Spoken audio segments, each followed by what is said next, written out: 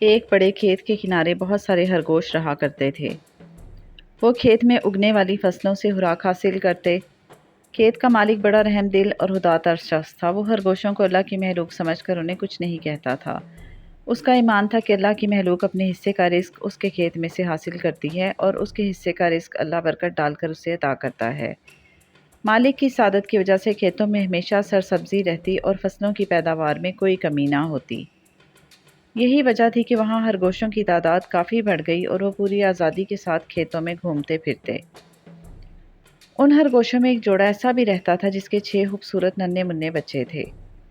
یہ بچے بڑے لاپرواہ اور شرارتی واقع ہوئے تھے۔ وہ گھومتے پھرتے اکثر کھیت کے کنارے پر پہنچ جاتے۔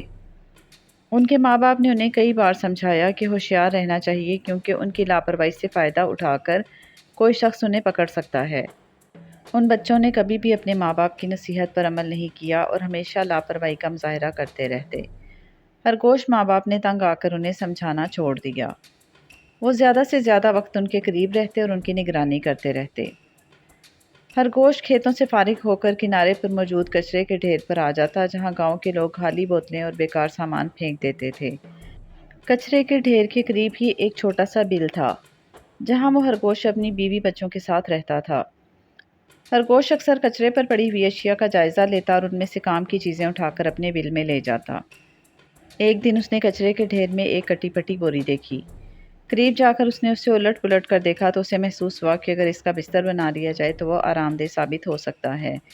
وہ ابھی اسی سوچ میں تھا کہ کہیں سے ایک چوہا نکل کر وہاں آ گیا۔ اس نے خرگوش سے پوچھا کہ وہ اس بوری کا کیا کرے گا۔ خرگوش نے ہنس کر اسے اپنے ارادے سے مطلع کیا۔ چوہا اس کی عقل مندی سے بڑا متاثر ہوا۔ اس نے اس کی بوری کے استعمال پر اس کی تعریف کی۔ اس دن کے بعد چوہے اور خرگوش میں دوستی ہو گئی۔ وہ دونوں روز اس جگہ پر ملتے اور گھنٹوں باتیں کرتے رہتے۔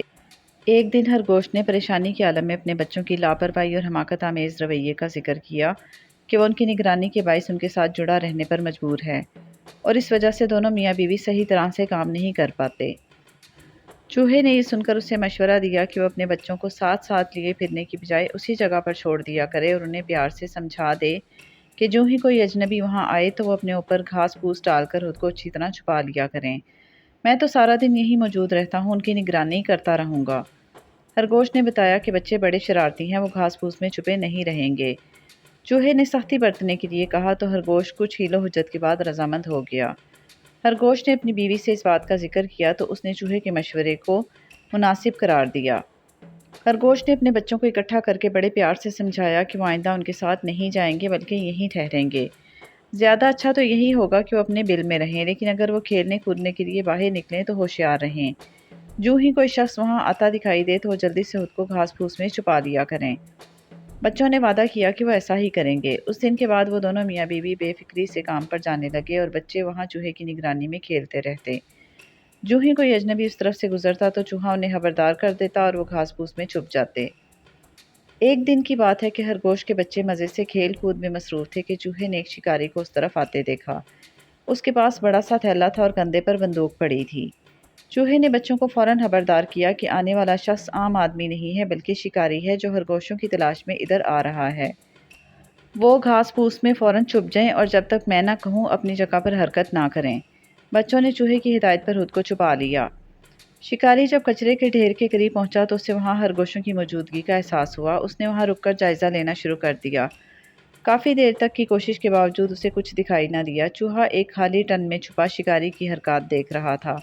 اسے معلوم ہو گیا تھا کہ شکاری کو شک پڑ چکا ہے کہ وہاں خرگوش موجود ہیں۔ جب کچھ دیر گزر گئی اور چوہے کی آواز بھی سنائی نہیں دی تو بچوں میں بے چینی سی پیدا ہونے لگی۔